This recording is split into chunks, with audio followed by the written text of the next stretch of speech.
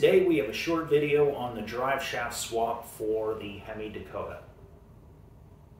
If you're doing a Hemi swap or any transmission swap, chances are you're going to run into this.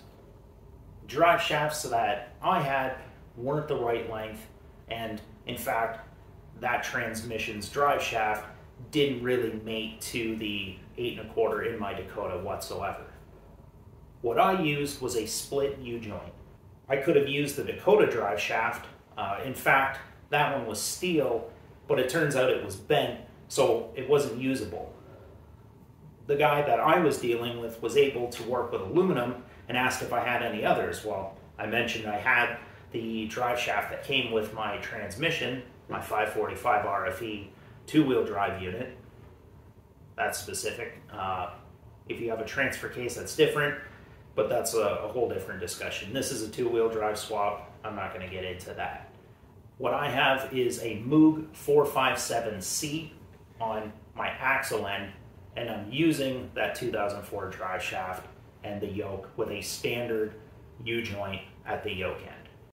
Through a Summit search, you can actually get down to the details, and you can search for U-joints given a specific axis width and cap size. So what I did was I found the specs for the Ram and the Dakota U-joints, and then I searched for drive shaft U-joints that had the matching axis 1 and 2, and I was able to find this unit. So if you're doing the same swap, I'll save you a ton of trouble. There's the part number.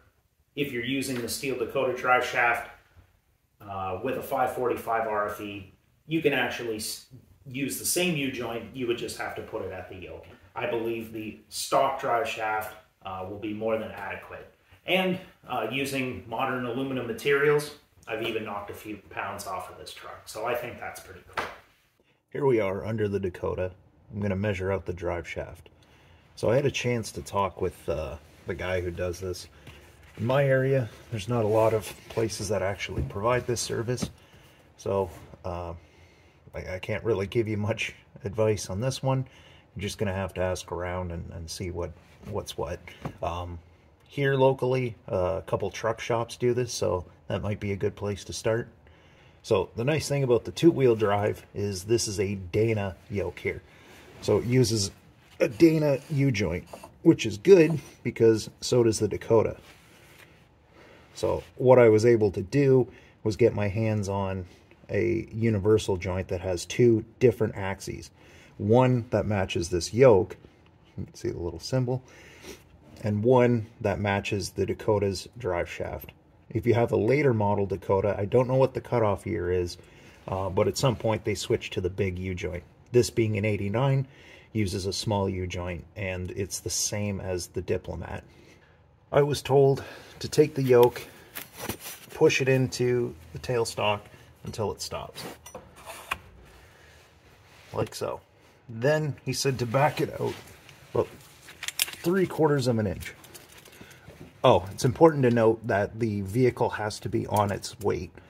If this thing was lifted and the axle was at full droop, it actually changes the length of the drive shaft. So optimally, in order to have some give for when that suspension travels, you want to do this. So I'm going to take this.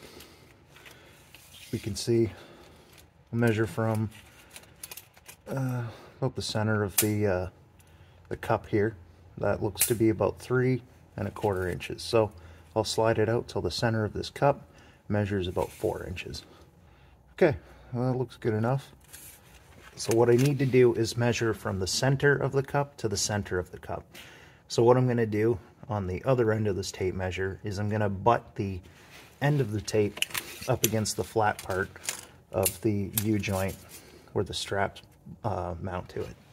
And then measure to about here. So it looks like we got about 4 feet and 1/4 inch. Now we just have to take that measurement to the drive shaft cutter and get it cut to that length. Another big part of this swap is measuring the pinion angle. So this isn't something I did before I mocked this up. This was something I got from DIY Hemi. They showed how they did it, and that seemed like a pretty good idea. So I'm going to do that here just to see how far off things are and if this needs to be adjusted. So I have this angle finder here, picked up at Princess Auto. Let's see what we end up with. Okay. It seems to be more magnetic on the side I'm not looking at, so I can't get this fucking thing to stay. I can't even read it. Alright, I'm gonna spin around to the other side here. So it looks like it's a couple degrees. It's on the downward angle. If it was upward, it would look like that. So that's good. It's on a slight down angle. And we'll measure the other side. Very good. This is a real bitch to do. This appears to be about perfectly level. He was able to cut this to length and balance it, and you can see it installed in the truck.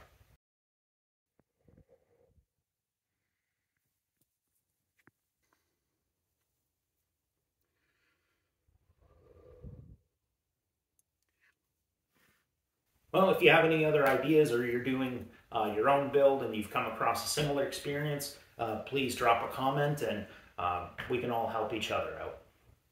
Stay tuned for the rest of the build.